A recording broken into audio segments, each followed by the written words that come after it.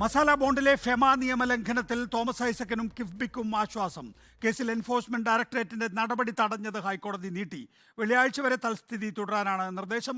കിഫ്ബി നിയമം അനുസരിച്ച് തീരുമാനമെടുക്കുന്നത് സിഇഒ ആണെന്ന് കിഫ്ബി കോടതിയെ അറിയിച്ചു.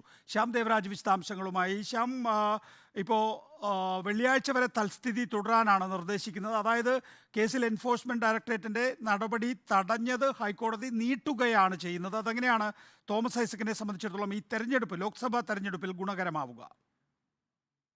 ലോക്സഭാ തെരഞ്ഞെടുപ്പിലും അതിനു മുൻപ് തന്നെയും ഡോക്ടർ ടി എം തോമസ് ഐസക്കിനെതിരായ എല്ലാ പ്രതികാര നടപടികളും അല്ലെങ്കിൽ തോമസ് ഐസക്കിനെ നിയന്ത്രണത്തിലാക്കുന്ന എൻഫോഴ്സ്മെന്റ് ഡയറക്ടറേറ്റിന്റെ എല്ലാ നടപടികളും നേരത്തെ തന്നെ ഹൈക്കോടതി തടഞ്ഞിരുന്നു. ഇഡിക്ക് അത്തരം എന്തെങ്കിലും ഒരു പ്രതികാര നടപടി അല്ലെങ്കിൽ നിയന്ത്രണ നടപടി തോമസ് ഐസക്കിനെതിരെ നടത്താനാവില്ല.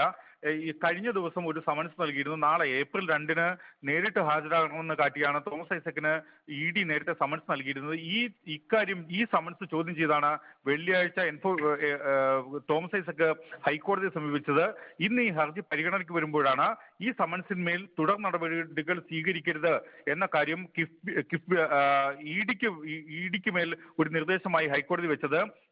അത്തരം പ്രതികാര നടപടികളൊന്നും പാടില്ല എന്ന കാര്യവും കൂടിയാണ് ഹൈക്കോടതി വ്യക്തമാക്കുന്നത്. ഏപ്രിൽ 5 വരെയാണ് നേരത്തെ തന്നെ ഇക്കാര്യം ഹൈക്കോടതി വ്യക്തമാക്കിയിരുന്നു. പ്രതികാര നടപടികൾ പാടില്ല എന്ന കാര്യം അത് ഏപ്രിൽ 5-ാം തീയതി വരെ നീട്ടുകയാണ് ചെയ്തത്.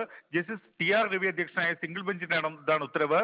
ഏപ്രിൽ 5-ന് തോമസ് ഐസക് നൽകിയ ഹർജിയിൽ ഹൈക്കോടതി വളരെ വിശദമായ വാദം കേൾക്കാനും തീരുമാനിച്ചിട്ടുണ്ട്.